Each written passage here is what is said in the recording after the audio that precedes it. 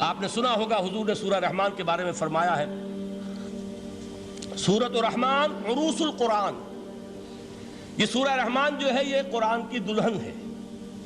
جیسے دلہن کو آپ خوشنما لباس پہناتے ہیں، آراستہ پیراستہ اس کو گہنے اور اس کو زیور پہناتے ہیں، تو جس طریقے سے سجاتے ہیں آپ دلہن کو، اللہ تعالیٰ نے ایک سورت قرآن مجید میں یہ ایسی رکھی ہے سورہ رحمان کہ اسے خوب سجایا ہے.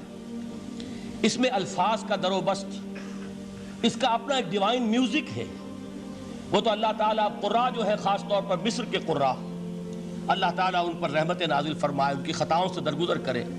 جس طرح قرآن کے انٹرنسک میوزک کو انہوں نے واضح کیا ہے. واقعہ یہ ہے کہ اگر یہ لوگ نہ ہوتے، شیخ عبد الباسط محمد عبد الصمد، شیخ محمود خلیل الحصری، یہ لوگ کہ جنہوں نے قرآن کے اس غنا میوزک، یہ لفظ جو ہے آپ حیران نہ ہو کہ میں یہ کوئی شاید توہین کر رہا ہوں قرآن کی، حضور نے یہ لفظ استعمال کیا ہے. تغنو، اس قرآن کو اچھی سے اچھی خوشلہانی کے ساتھ پڑھو. من لم یتغن بالقرآن فلیس منا، جو قرآن کو بہتر سے بہتر انداز میں، اچھی سے اچھی آواز میں، خوشلہانی کے ساتھ پڑھنے کی کوشش نہیں کرتا، وہ ہم میں سے نہیں ہے. بلکہ ایک مرتبہ حضور رات کے وقت آپ گشت پر تھے اپنے ساتھیوں کے حالات معلوم کرنے کے لیے. حضرت ابو موسیٰ اشعری رضی اللہ تعالیٰ عنہ ایک صحابی ہیں، ان کے گھر کے پاس سے گزر ہوا، وہ رات کو تہجد پڑھ رہے تھے، کھڑے ہوئے کیف کے عالم میں قرآن تلاوت کر رہے ہیں. حضور کو بہت پسند آئی ان کی قرات، کافی دیر تک وہاں کھڑے سنتے رہے. اب انہیں کیا پتا کون سن رہا ہے. بالکل اسی طرح سمجھ لیجئے ایک بات یاد آئی ہے. حضور فرماتے ہیں کہ جس طرح کان لگا کر اللہ قرآن کو سنتا ہے، کسی چیز کو نہیں سنتا. ہمیں نظر نہیں آتا نا، ہمیں معلوم نہیں ہے. ہم قرآن پڑھ رہے ہیں تو سننے والا کون ہے؟ سب سے زیادہ کان لگا کر خود اللہ. یہاں اس لیے مجھے یاد آیا کہ ابو موسیٰ اشعری کو کیا پتا تھا کہ کون سن رہا ہے. وہ اپنی کیفیت میں نماز میں تہجد میں قرآن کی تلاوت کر رہے تھے، اور ظاہر بات ہے ان کے گھر ایکڑوں میں بنے ہوئے نہیں تھے، ایک ایک کمرہ، ایک ایک کوئی حجرہ، ایسے ہی تو گھر تھے نا صحابہ کے. لہذا حضور پاس سے گزرے، آواز آئی، کافی دیر سنتے رہے. اس کے بعد آپ تشریف لے گئے. صبح فجر میں ملاقات ہوئی تو حضور نے تحسین کے انداز میں فرمایا، یا ابا موسیٰ انک قد اوتیت مزمارا من مزامیر آل داؤد. اے ابو موسیٰ، تمہیں تو آل داؤد کے سازوں میں سے ایک ساز اللہ نے عطا فرما دیا ہے. جس طرح حضرت داؤد، لہن داؤدی مشہور ہے کہ جب وہ پچھلے پہر رات کو حمد کے ترانے الاپتے تھے، قرآن میں ہے کہ پرندے شامل ہو جاتے تھے ساتھ، اور پہاڑ وجد میں آتے تھے، پہاڑ بھی ان کے ساتھ شریک ہوتے تھے. تو جس طرح کا اللہ نے ان کو لہن عطا فرمایا تھا، حضور نے تحسین کے انداز میں فرمایا ہے ابو موسیٰ اشعری، اللہ نے تمہیں بھی آل داؤد کے سازوں میں سے ایک ساز عطا فرمایا. بہرحال قرآن مجید کا جو یہ میوزک ہے، قرآن کے الفاظ کا جو حسن ہے، جہاں تک حسن معنوی ہے وہ تو ہر لفظ میں ہے، لیکن یہ حسن ظاہری، حسن صوتی، حسن لفظی، یہ اپنے کلائمیکس پر آپ کو نظر آئے گا سورہ رحمان میں. لیکن قرآن میں یہ سورت اس اعتبار سے بھی ممتاز ہے، اس کی 4 آیات پر ذرا توجہ کریں گے، عجیب حقائق سامنے آئیں گے. جہاں یہ قرآن مجید کے حسن صوت اور حسن لفظی کی معراج ہے، وہیں اس کی پہلی 4 آیات میں 4 چوٹی کی چیزوں کا ذکر ہے، سب سے اونچی چیزیں. پہلی آیت کیا ہے؟ الرحمن. ایک آیت ہو گئی. رحمان کیا ہے؟ اللہ کا نام ہے. کبھی آپ نے غور کیا اللہ کے ناموں میں سب سے پیارا نام کون سا ہوگا؟ رحمان. کیوں؟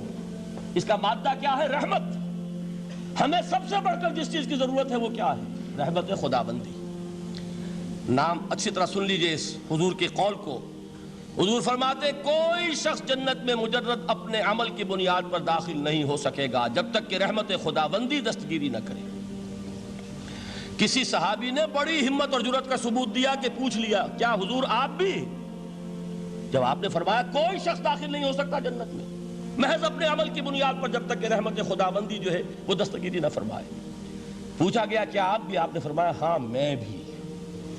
آپ انداز کیجئے کہ اگر محمد الرسول اللہ بھی رحمت خداوندی کے ضرورت مند ہوں تو تاب دیگراں چے رسد، ہماری تو سب سے بڑی ضرورت رحمت خداوندی ہے. اب یہ رحمت جو ہے قرآن مجید میں اللہ تعالیٰ کی یہ شان 2 الفاظ کے ذریعے سے آتی ہے، رحیم اور رحمان. اور کوئی مادہ نہیں ہے جس سے 2 نام بنتے ہوں اللہ کے. لیکن یہ مادہ ہے واحد رحمت کا کہ جس سے رحمان بھی ہے رحیم بھی ہے۔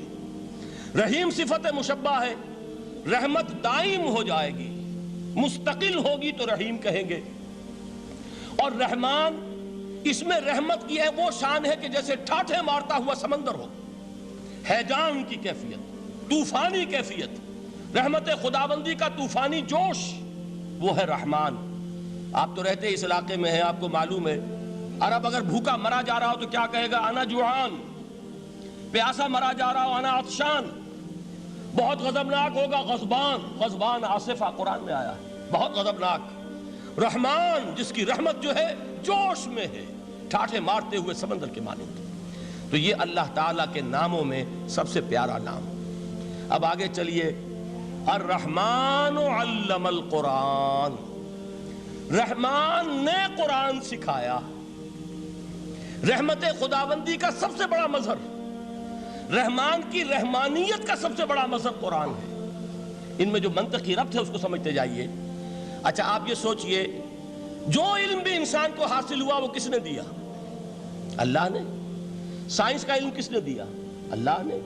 علم آدم الاسماء کلہا، وہ علم الاسماء جو حضرت آدم کو دے دیا گیا تھا ازل میں، یہ اسی کا ظہور ہے، یہ اسی کی ایکسفولیشن ہے جو ہو رہی ہے اور ہوتی رہے گی ابھی۔ اور دوسرے علم ہے وہ کس نے دی؟ اللہ نے دی۔ لا یحیطون بشیء من علمہ الا بما شاء، مخلوق میں سے کوئی اللہ کے علم میں سے کسی شے کا احاطہ نہیں کر سکتا مگر وہ جتنا اللہ دینا چاہے۔